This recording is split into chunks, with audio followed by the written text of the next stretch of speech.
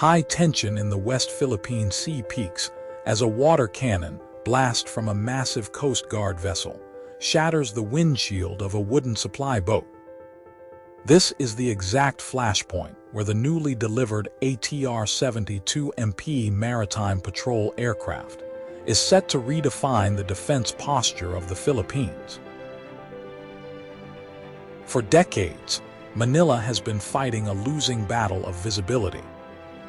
With a vast coastline stretching over 36,289 kilometers and consisting of more than 7,000 islands, the national territory has been dangerously exposed to encroachment. Without modern long-range eyes in the sky, the maritime domain of the country was completely defenseless, leaving isolated outposts like Second Thomas Shoal entirely vulnerable to foreign encirclement. On paper, their only tactical salvation would be the rapid deployment of a dedicated aerial surveillance asset capable of monitoring the exclusive economic zone around the clock. How can a sovereign nation defend its waters when its air force is practically blind? For years, the military was forced to rely on a tiny fleet of aging BN-2 Islander twin-engine planes and small C-208 utility aircraft. These light platforms were utterly useless when attempting to patrol hundreds of miles out into the deep ocean, especially against a powerful adversary deploying heavy maritime militia fleets. This critical security gap allowed rival forces to build massive militarized artificial islands completely unchallenged, right under the nose of the defensive forces. But that era of unchecked expansion is coming to an end, leading global defense analysts to argue that Manila has finally acquired the strategic leverage it desperately needed to expose hostile actions to the global community. Before we go on, if you want to stay updated on critical defense breakthroughs like this, make sure to hit that subscribe button. Do you think this new aircraft can successfully deter maritime encroachment? Drop your thoughts in the comments section below and tell me where you are watching from. The strategic equation in the West Philippine Sea changed forever when the second ATR 72,600 MPA officially arrived at Clark Air Base in March 2026. This completed the critical initial procurement phase, following the arrival of the first aircraft in May 2025. Obtained through a $114 million contract signed in July 2023 with Israel's Elbit Systems, these two highly specialized platforms represent a massive leap in maritime intelligence. In terms of strategic planning, experts argue that deploying these dedicated aerial surveillance assets is now the primary method for Manila to monitor its exclusive economic zone effectively. The performance specifications of this new aircraft are highly tailored for maritime patrol.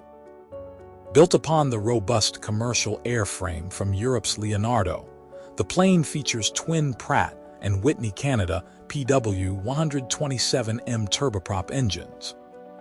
This configuration allows the aircraft to remain airborne for 8 to 10 hours continuously, far exceeding the original military requirement of 7 hours. With an impressive operational range of 1,500 nautical miles, a single flight can easily cover the most critical maritime hotspots, from Scarborough Shoal to the remote reaches of the Spratly Islands. Yet, the true power of this platform lies in its advanced mission suite integrated by Israel. Underneath the fuselage sits a high-performance maritime search radar, capable of tracking hundreds of targets simultaneously, even identifying small wooden vessels disguised as civilian fishing boats. Beneath the nose, a state-of-the-art electro-optical infrared turret provides long-range high-definition thermal imaging, allowing operators to capture undeniable video evidence of illegal encounters in total darkness. Coupled with advanced signal intelligence systems that intercept and locate foreign radar emissions, these aircraft act as mobile command centers. For rival forces accustomed to operating under the cover of deniability, this twin-engine patrol plane is a highly disruptive threat that completely strips away their anonymity. While the acquisition of these twin-engine patrol aircraft represents a massive technological leap for Manila, a closer look at the actual contract reveals a critical tactical vulnerability. To keep the entire procurement project within the strict budget of $114 million, several painful compromises had to be made.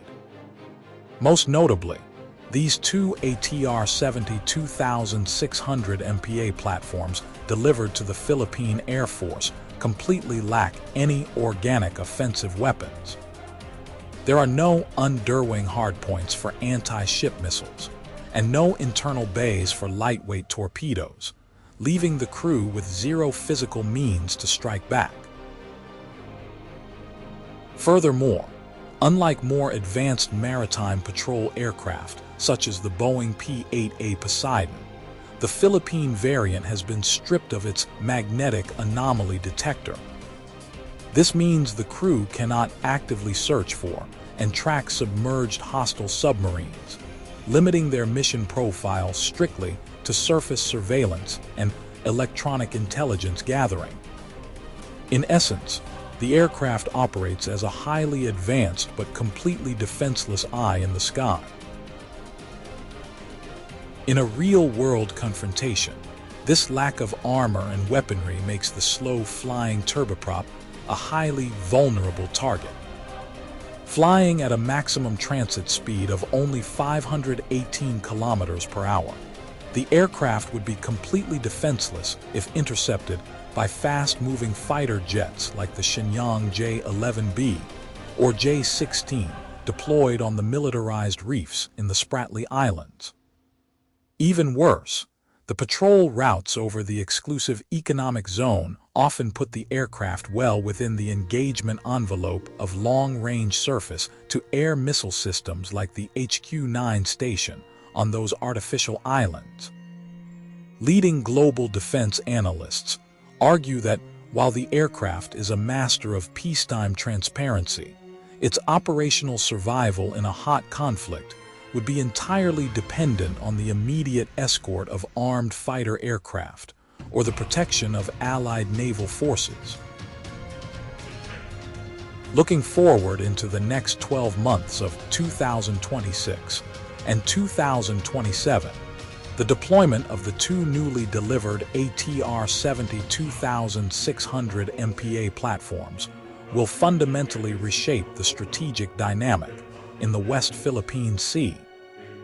In a peacetime environment, these aircraft will serve as Manila's ultimate weapon of transparency.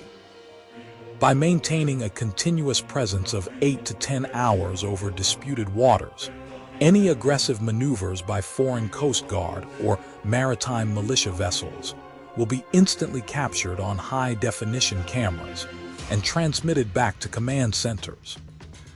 Under this scenario, the primary value of the aircraft is not tactical destruction, but strategic exposure, stripping away the critical advantage of deniability from rival forces. However, this deployment also introduces a highly volatile point of friction. As the Philippine Air Force begins regular patrol flights near militarized outposts, hostile forces may respond with aggressive intercept tactics. We could see fighter jets like the J-11B or J-16 executing dangerous close passes or deploying flare countermeasures to disrupt the slow-moving turboprops. Strategically, their only survival option on the mission would be the rapid deployment of escort fighters, meaning the success of these patrols depends entirely on a highly coordinated defense posture. The profound lesson of this acquisition is that in modern gray zone conflict, the camera can be more powerful than the missile. By investing in highly advanced maritime surveillance rather than expensive offensive platforms, Manila has chosen to fight with the power of information, turning global public opinion into its primary shield. The eyes of the world are now fixed on these two aircraft as they begin their historic patrols. Will this new eye in the sky successfully deter aggressive maritime encroachment? Or will it simply become a high-stakes target in a rapidly heating theater of Cold War confrontation?